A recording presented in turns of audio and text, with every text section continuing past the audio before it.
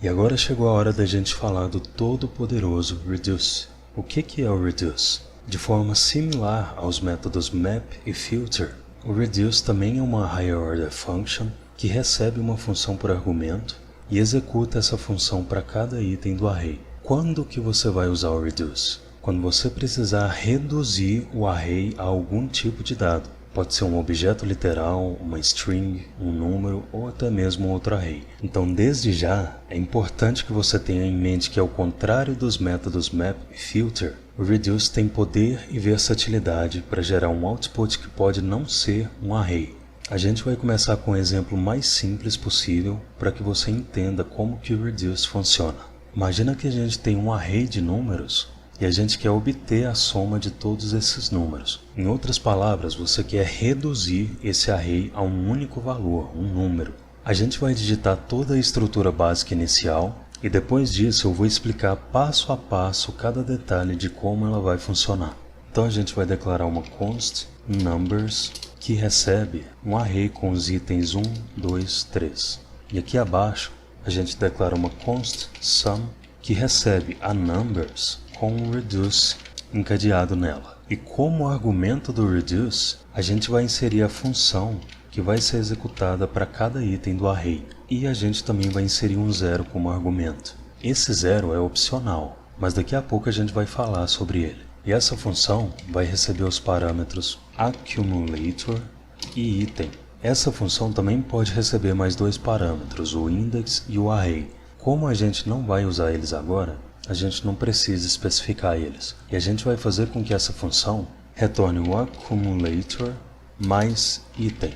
Só isso. O que vai acontecer aqui? Seguinte, essa função vai ser executada para cada item desse array numbers. Na primeira vez que essa função for executada, accumulator vai receber esse zero e o item recebe o primeiro item do array. Então 0 mais 1, 1. E esse 1 que essa função retornou vai ser atribuído implicitamente para o accumulator. Agora, a função vai ser executada pela segunda vez. E esse accumulator armazena o valor que a função retornou na execução passada, que foi 1. E esse item armazena o segundo item do array. Então 1 mais 2, 3. Esse 3 que a função retornou é atribuído implicitamente para o accumulator. E agora a função vai ser executada pela terceira e última vez, porque o array tem só 3 itens. E o accumulator armazena o valor que a função retornou na execução passada, que foi 3. E o item armazena o terceiro item do array, 3. 3 mais 3, 6. E como nesse ponto a função já foi executada para todos os itens do array, essa expressão agora retorna o último valor que a função retornou, que é o 6. Então 6 foi atribuído para a const sum. E se a gente declarar um console.log passando a sum, a gente vê o 6 sendo exibido. Ou seja, a gente pegou um array e reduziu ele a um número. Então é fundamental você entender duas coisas: que essa função sempre precisa retornar um valor e que cada vez que esse valor é retornado, o parâmetro accumulator recebe esse valor. E esse zero aqui, serviu só para ser o valor do accumulator na primeira vez que a função foi executada? Sim. Depois da primeira execução da função, esquece que esse valor passado nesse argumento existe. Ele foi só um valor inicial, um ponto de partida. Só que é uma boa prática você especificar esse valor inicial, para que você tenha uma representação explícita, visual, do tipo de dado que o reduce vai retornar, que nesse caso foi um número.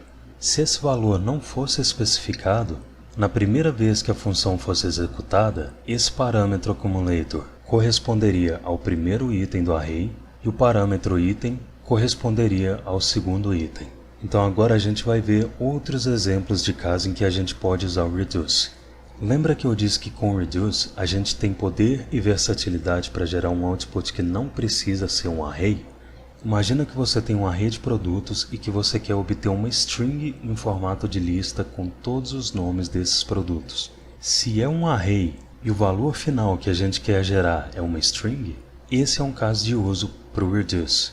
Então a gente vai declarar uma const product list que recebe cart reduce. E a gente vai passar uma função como argumento desse reduce. E como o nosso valor final vai ser uma string, a gente pode passar uma string vazia como valor inicial do accumulator. Aqui na função, a gente vai declarar os parâmetros accumulator.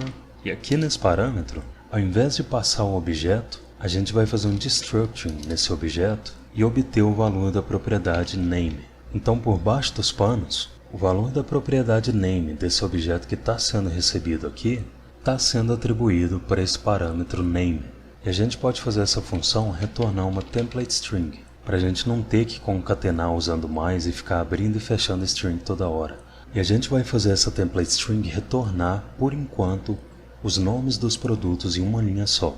Então, primeiro, vamos analisar o que acontece se a gente inserir aqui só uma interpolação do accumulator, seguida de um espaço em branco, seguido da interpolação do name. O que vai acontecer aqui é o seguinte: na primeira vez que essa função foi executada, accumulator recebe essa string vazia e a name recebe Dark Souls 3. Então, o que essa função vai retornar nessa primeira execução é uma string que contém uma string vazia, espaço Dark Souls 3. Na segunda vez que essa função foi executada, accumulator agora armazena a string espaço Dark Souls 3 e name armazena Shadow of the Tomb Raider. Então a função vai retornar espaço Dark Souls 3, espaço Shadow of the Tomb Raider. E assim sucessivamente até que a função seja executada para todos os itens do array. E quando isso acontecer, essa expressão retorna a string que a última execução da função retornou. Para a gente visualizar essa string, aqui abaixo a gente vai executar um console.log que recebe a product list. Então a gente já vê os nomes sendo exibidos um após o outro. E o que a gente pode fazer agora para chegar nesse resultado visual de lista? Primeiro, a gente vê que existe uma quebra de linha no final do nome de cada produto. Então a gente pode vir aqui no final do nome e inserir um barra invertida N, que é um caractere especial de quebra de linha. Se a gente salvar e observar a string agora, a gente vê que a gente já conseguiu exibir cada nome em uma linha separada. E agora falta a gente inserir o hífen e o espaço antes do nome do produto. E a gente pode passar esse hífen antes desse espaço em branco. Por quê? Como o final dessa string que o accumulator armazena agora já vem com a quebra de linha, a gente já pode inserir o hífen no início dessa nova linha. Se a gente olhar o console, a gente vê que a gente conseguiu alcançar esse resultado de string formatado em lista como a gente queria. Vamos ver um outro exemplo? Imagina um array de objetos no qual cada objeto é uma pessoa. E a partir desse array, a gente quer gerar um objeto com a frequência de idades das pessoas. Ou seja, a gente quer descobrir quantas pessoas nesse array têm 18 anos, quantas têm 19 e assim por diante. Se é um array e o tipo de dado final que a gente quer é um objeto, esse é um caso de uso para o reduce. Então a gente pode começar declarando uma const ageFrequency que recebe people.reduce. A gente vai passar uma função como argumento do reduce. E como nosso valor final vai ser um objeto, a gente pode passar um objeto como valor inicial do accumulator. Aqui na função, a gente vai declarar os parâmetros accumulator, e aqui nesse parâmetro, ao invés de passar o objeto, a gente vai fazer um destructuring nesse objeto e obter o valor da propriedade que a gente quer, que é a age. Então, por baixo dos panos, o valor da propriedade age desse objeto que está sendo recebido aqui está sendo atribuído para esse parâmetro age. Agora, dentro dessa função, a gente vai implementar a lógica desse objeto que a gente quer gerar. O primeiro passo é a gente ter uma estratégia para criar essas propriedades. E o nome das propriedades que esse objeto deve ter é a própria idade que a gente está recebendo aqui, por parâmetro. Então, só para a gente visualizar os resultados que a gente está obtendo, aqui abaixo, a gente vai declarar um console.log que recebe a ageFrequency. E agora a gente precisa fazer com que as propriedades sejam adicionadas nesse objeto que está sendo recebido aqui no accumulator. E eu vou construir e explicar essa lógica passo a passo para que ela realmente faça sentido para você. Primeiro, a gente só vai fazer essa função adicionar propriedades no objeto que o reduce está criando e retornar esse objeto. Então aqui dentro, a gente vai referenciar o objeto accumulator e criar uma propriedade age, que recebe 1. E aqui abaixo, a gente vai retornar esse objeto inserindo um return accumulator. E quando a gente olha o console, a gente obteve um objeto que tem uma propriedade age que recebeu 1. Ótimo, a gente já conseguiu adicionar uma propriedade nesse objeto e retornar ele.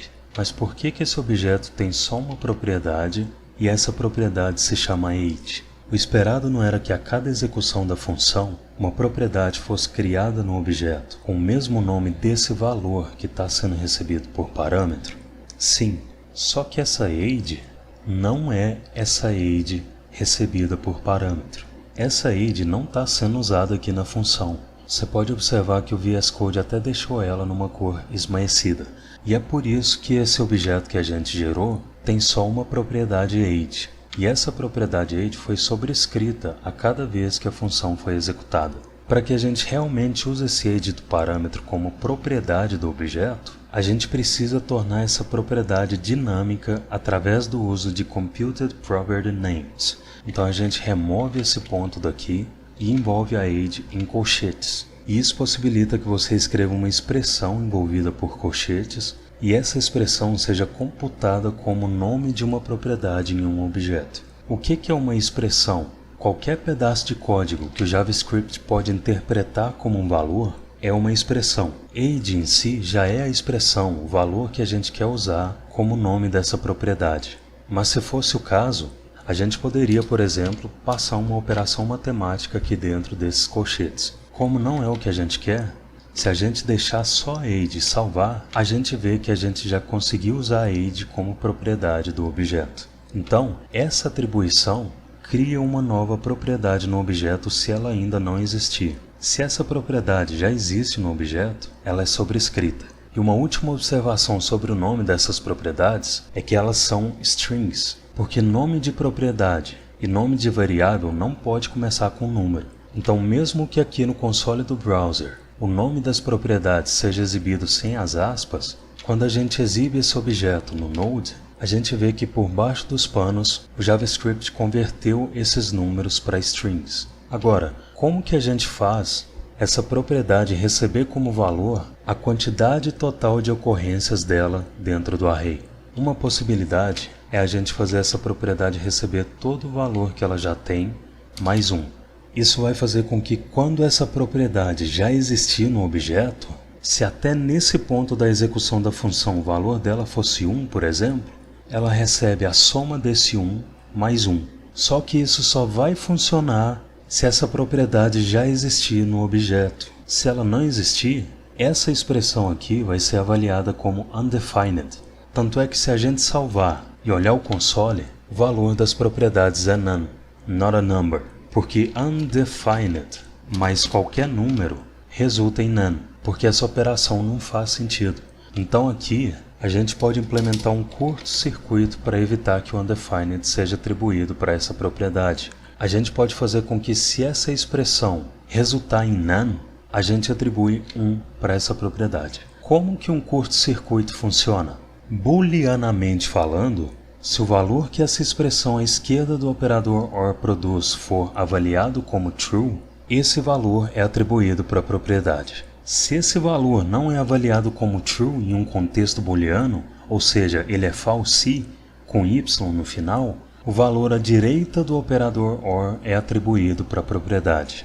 O none é um valor false. Se aqui no console a gente inserir 2 pontos de exclamação e passar o none, a gente comprova que o none é um valor false, ou seja, toda vez que uma propriedade vai ser criada pela primeira vez nesse objeto, 1 é atribuído para ela. Se essa propriedade já existe, como a gente já garantiu que quando ela foi criada ela recebeu 1, se o valor dela for acessado aqui, 1 é somado ao valor que ela já tinha. Então se aqui no console a gente exibir a ages frequency e salvar, a gente vê que a gente alcançou o resultado que a gente queria. Esse array tem 3 pessoas com 18 anos, 2 pessoas com 19 e 1 pessoa com 20 anos.